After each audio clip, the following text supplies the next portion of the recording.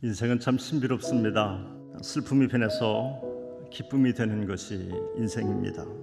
인간에게 고난이라는 것은 참 없었으면 참 좋겠습니다만은, 그런데 말씀을 깊이 들여다보면은 인간의 절망의 때라는 것은 하나님의 희망의 시작이구나라는 것을 깨닫게 됩니다.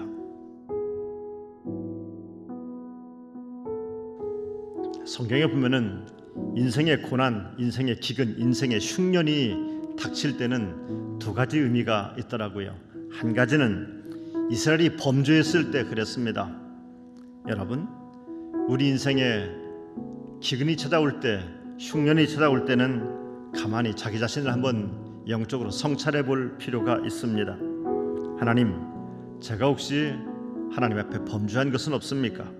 하나님, 제가 알고 모르게 하나님께 지은 죄는 없습니까? 라고 하는 영적인 자기 성찰을 반드시 그래서 해야만 합니다. 또 한 가지 경우는 우리가 범죄하지도 않았는데 영적인 기근과 고난을 만날 때가 있습니다. 이때는 하나님이 우리를 훈련시킬 때입니다.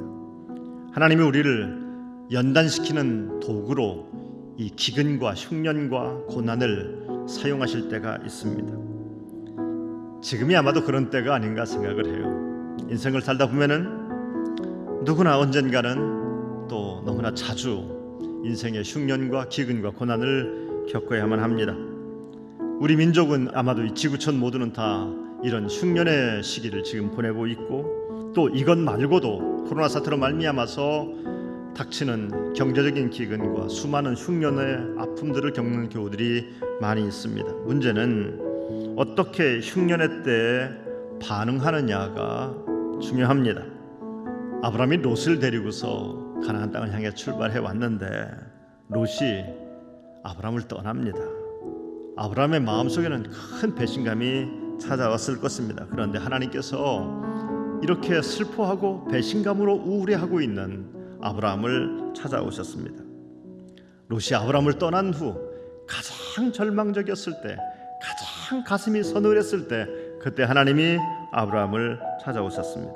하나님이 아브라함에게 하신 말씀은 굉장히 간단하지만 굉장히 파워풀한 말씀입니다.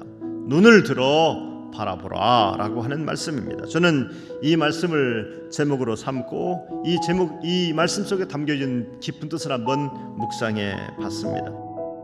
눈을 들라는 말은 집착하던 데서 집착을 버리라고 하는 말이요, 바라보라라고 하는 말은 집중해야 될 것을 집중하라고 하는 말입니다. 여러분, 집중은 좋은 것인데 집착은 여러분을 고통스럽게 만드는 것입니다. 눈을 들어라, 집착하지 말라고 하는 말씀입니다.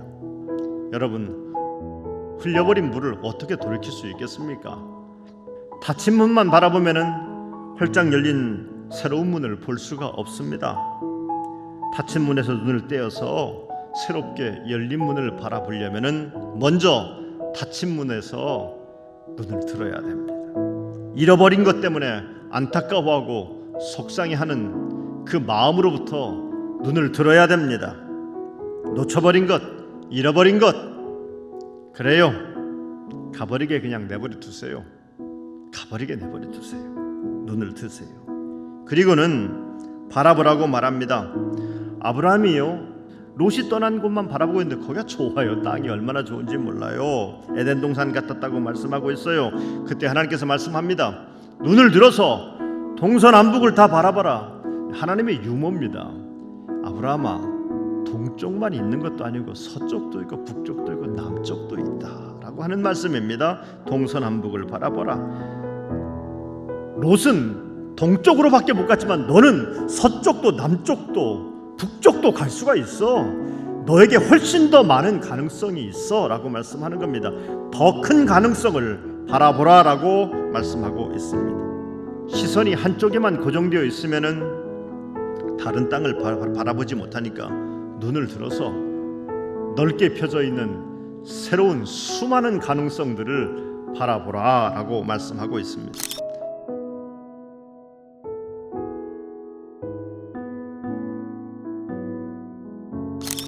아브라함이 땅에서 본 게 뭘까요? 롯의 식구들이 쫙 빠져나가자 아마도 막 먼지가 얼마나 일어났을까요? 그 양떼들이 나가고 소떼들이 나가고 그러니까 먼지가 그냥 아브라함 앞에서 뿌옇게 일어났을 터인데 하나님 말씀하십니다. 13장 16절 말씀, 내가 네 자손이 땅에 티끌 같게 하리니 라고 말씀하셨어요. 티끌은 아브라함에게는 롯이 떠나버린 상처의 자리였어요. 하나님의 역전, 하나님의 역설입니다. 평상시에는 아무것도 아닌 것처럼 보였는데, 정말 고통스러운 것으로 보였는데, 그 티끌처럼 네 자손을 많게 하겠다. 티끌이 많이 일어날수록 오히려 기뻐해라. 여러분의 인생에 고난으로 말미암아서 흙먼지를 뒤집어 쓰시는 분이 계십니까? 흙먼지를 지금은 내가 이렇게 많이 뒤집어 쓰고 있지만 기뻐하십시오.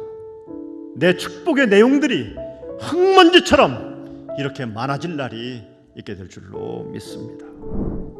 그런데 말입니다, 내가 바라봐야 될 자리가 어디냐면, 오늘 성경이 이렇게 말합니다. 너 있는 곳에서, 너 있는 곳에서.